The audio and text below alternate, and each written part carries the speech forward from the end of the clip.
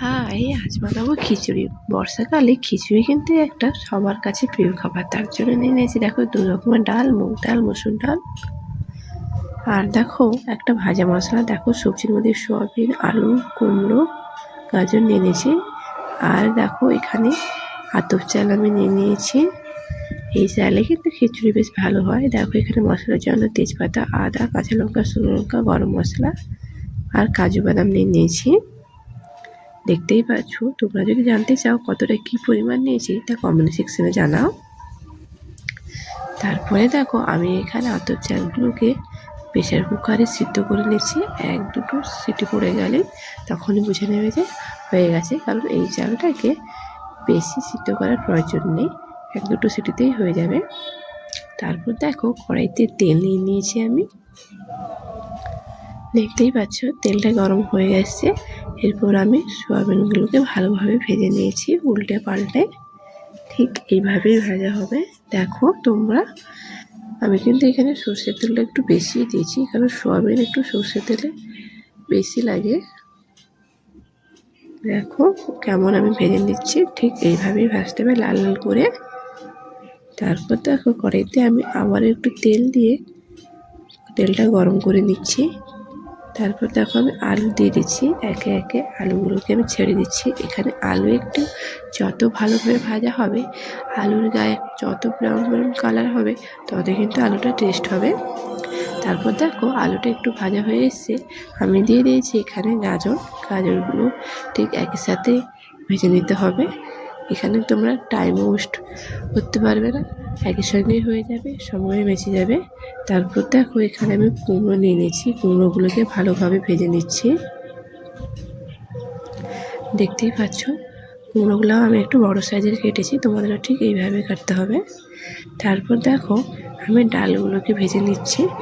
এই ডালগুলোকে ভেজে নিচ্ছি হালকা করে, কারণ বেশি ভাজা যাবে না, তিতা লাগবে ডালগুলোকে একটু বেশি ভাজলে। তার জন্য আমি হালকা করে একটু ভেজে নিচ্ছি। এখানে আমি সর্ষের তেল দিয়েছি, তোমরা এখানে ঘি দিয়ে ভাজতে পারো। ঘি দিয়ে ভাজলে টেস্টটা আরও একটু ইনহ্যান্স হয়।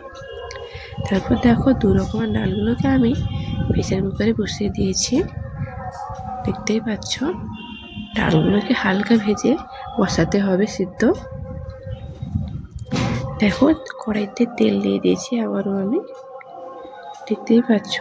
তারপর আমি মশলাগুলো কষিয়ে নেব। তার জন্য নিয়ে নিয়েছি টমেটো।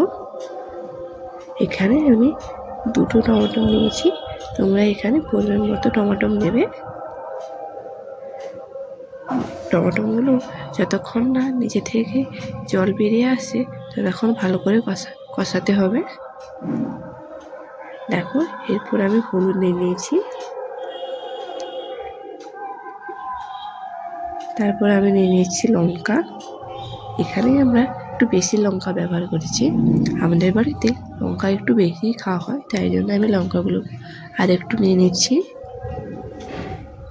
এখানে কিন্তু গুঁড়ো লঙ্কা অবশ্যই লাগবে, কাঁচা লঙ্কা বা শুকনো লঙ্কা গোটা দিলে হবে না। তারপর দেখো আমি তেজপাতা নিয়ে নিচ্ছি। তারপর মশলাগুলোকে ভালোভাবে কষাতে হবে। একটু নুন নিয়েছি, এখানে অল্প পরিমাণে নুন নিয়েছি, কারণ নুন আমি আবার একবার দেবো। এখানে মশলা কষানোর জন্য যতটুকু প্রয়োজন ততটুকুই নিয়ে নিয়েছি। তারপর ভালোভাবে নিয়ে নিয়েছি। দেখো এখানে যে আমি পেস্টটা দিলাম এটা শুধু আদা পেস্ট, আর অন্য কিছু না। আদা পেস্ট দিয়ে ভালোভাবে নাড়াচাড়া করে নিচ্ছি। একটা ব্রাউন একটা কালার চলে আসবে নাড়াচাড়া করতে করতে, ডিপ একটা ব্রাউন। দেখো এরপর আমি মশলাগুলো ভালোভাবে কষিয়ে নিচ্ছি। তারপর দেখো আমি সবজিগুলো যাতে ভেজেছিলাম সবগুলো ঢেলে নিচ্ছি, সব একসাথে মিশিয়ে ভালোভাবে কষিয়ে নেব আমি। দেখতেই পাচ্ছ কেমন কষিয়ে নিচ্ছি মশলাগুলো আর সবজিগুলো একসাথে না কষালে কিন্তু ভালো লাগবে না। তারপর দেখো এখানে আমি অল্প পরিমাণ নুন নিয়েছি, আগে যেহেতু নুন দিয়েছিলাম। আর কাজু বাদামগুলো আমি দিয়ে দিচ্ছি যে কটা ছিল। তারপর আবারও নাড়াচাড়া করতে শুরু করলাম। যতক্ষণ নাড়াচাড়া করে কষানো হবে ততক্ষণ। দেখো তারপর কিন্তু আমি শুকনো লঙ্কা, কাঁচা লঙ্কা, কাঁচা জিরে তেলে ভেজে নিচ্ছি ভালোভাবে। দেখতেই পাচ্ছ এখানে আমি 2 রকমের লঙ্কা দিয়েছি টেস্টটা আরও বাড়ানোর জন্য। তারপর দেখো সবজিগুলো আবার এর সাথে দিয়ে মিশিয়ে দিচ্ছি, দেখতেই পাচ্ছ। তারপর দেখো এখানে আমি ডাল আর চালগুলোকে ভালোভাবে মিশিয়ে নিচ্ছি, দেখতেই পাচ্ছ চাল আর ডাল কেমন ভালোভাবে মেশাচ্ছি। তারপর দেখো চাল ডালের উপরে সব সবজিগুলো দিয়ে তারপর আমি আবারও মিশিয়ে নেব সব একসাথে। দেখো আমি কেমন মিশিয়ে নিচ্ছি, তোমাদেরও ঠিক এইভাবে মেশাতে হবে। ঠিক এইরকম একটা কালার চলে আসবে, দেখতেই পাচ্ছ। এরকম নাড়াচাড়া করতেই হবে যাতে নিচে না বসে যায়। তারপর দেখো আমি এখানে ঘি নিয়ে নিয়েছি, আমার যেহেতু পরিমাণটা অনেক ছোট তাই আমি কড়াইতে ঢেলে নিয়েছি। দেখো আমি ঘি নিয়ে নাড়াচাড়া করে নিচ্ছি, দেখতেই পাচ্ছ তোমরা।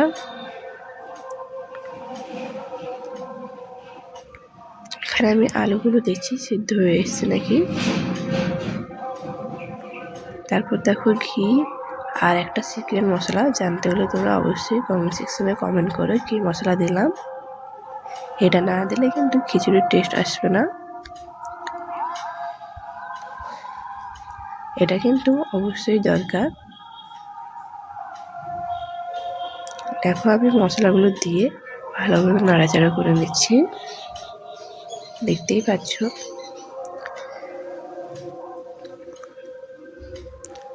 খিচুড়ি অনেকক্ষণ নাড়াচাড়া করতে হবে, না হলে নিচে বসে যাবে। দেখো এখানে কত সুন্দর একটা কালার হয়ে এসছে। তোমরা কিন্তু বাড়িতে একবার হলেও ট্রাই করো, যারা জানে তাদের জন্য না, যারা জানে না তাদের জন্য এই ভিডিওটা। এই দেখো রেডি হয়ে গেছে খিচুড়ি আর বেগুন ভাজা। দেখো খিচুড়ির উপরে এখানে একটা মশলা পড়েছে, এটাও একটা সিক্রেট মশলা, জানতে হলে তোমরা অবশ্যই কমেন্ট করো। বেগুন ভাজাটা তোমাদের আর দেখালাম না, কারণ বেগুন ভাজা সবাই করতে জানে। দেখো আমি এখানে আমার দাদাকে খেতে দিয়েছি খিচুড়ি আর বেগুন ভাজা।